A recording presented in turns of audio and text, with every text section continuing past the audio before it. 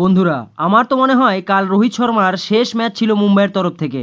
আর আজ চেন্নাইয়ের সাথে ব্যাঙ্গালোরের ধুয়াধার ম্যাচ রয়েছে, যা কাল কমেন্টেটররা বলে বলে মাথা একেবারে নষ্ট করে দিয়েছে। বন্ধুরা, মুম্বাই টিমে জসপ্রীত বুমরা, রোহিত শর্মা, তিলক বর্মা, সূর্যকুমার যাদব, এমনকি হার্দিক পান্ডিয়া রয়েছে। মানে মুম্বাইয়ের অর্ধেক প্লেয়ারই ভারতীয় টিমে খেলে। তাই আমি ভেবেছিলাম মুম্বাই টিমকে কোন টিমই বা হারাবে, কিন্তু মুম্বাইয়ের এবারের আইপিএল সিজন শেষ হওয়ার পর আমার মনে হচ্ছে মুম্বাইকে সব টিমই হারাতে পারবে।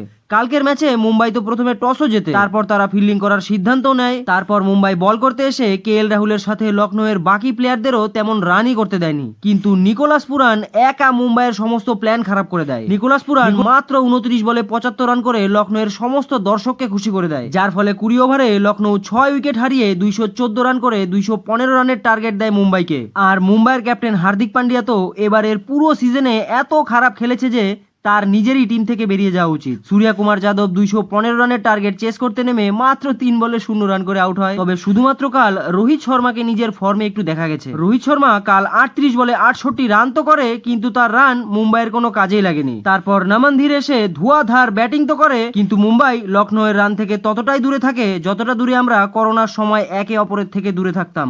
আর 3 বছরে মুম্বাইয়ের সাথে দ্বিতীয়বার এমন হলো যে মুম্বাই পয়েন্টস টেবিলের 10 নম্বরে আছে।